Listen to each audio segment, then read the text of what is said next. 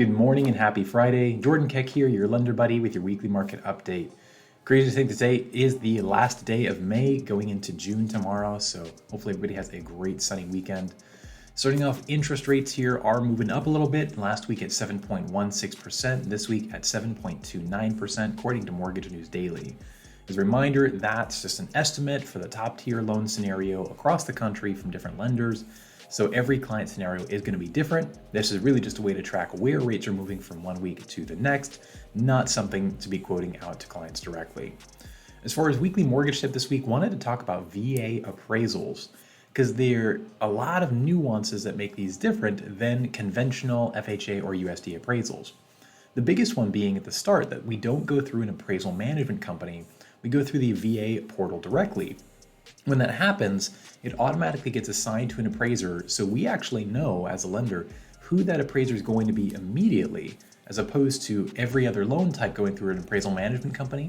We don't know who that appraiser is until the report comes back.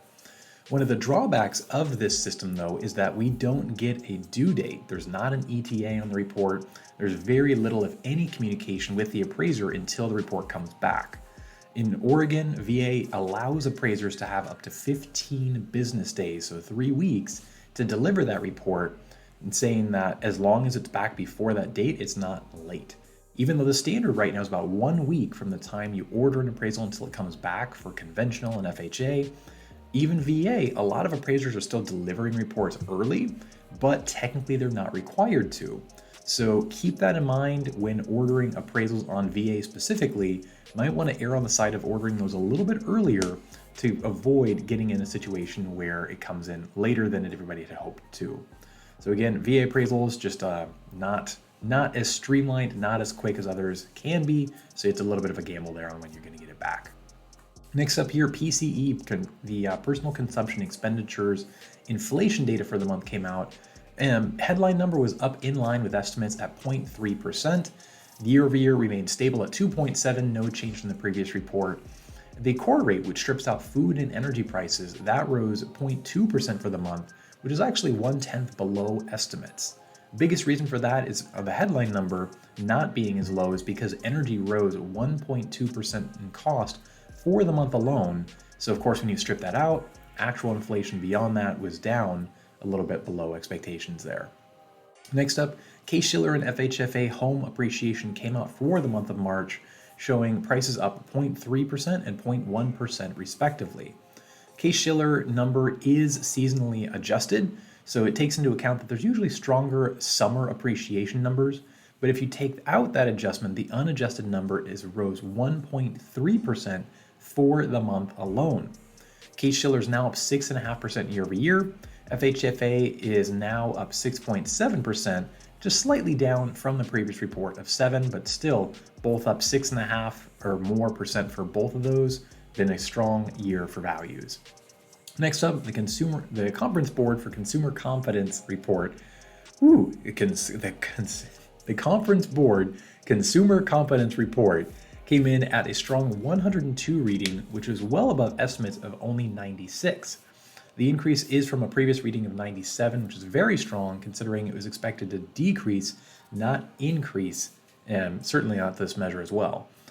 Within the report, the present situation and expectations both improve. Sentiment about those two things.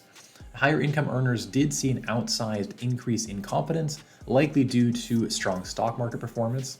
And year over year, the 1 year inflation expectations moved up from 5.3 to 5.4%.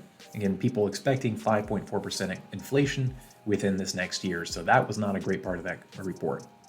Next up, pending home sales. So signed contracts, not closings, it fell 7.7% in April, far below estimates of just the 0.6% decline.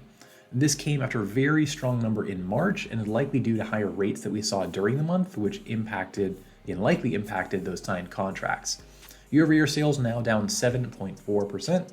And lastly here, Corelogic's Loan Performance Insight Report for March showed those mortgages that are 30 days late or more did drop from 2.6% from the previous report of 2.8. So nice little drop there.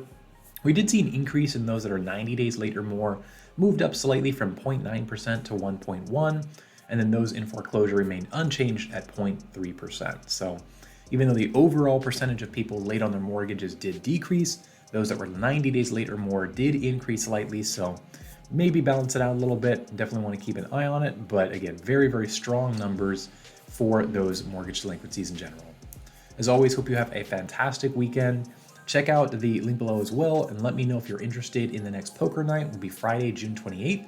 We only have a couple of spots left, so let me know if you're interested and can commit to that, and I will send you some details. I'd love to have you there. It's a great time the last couple times we've done it, and so we'll be expanding to 3 tables this time. Again, hope to see you there. Have a fantastic weekend. Take care.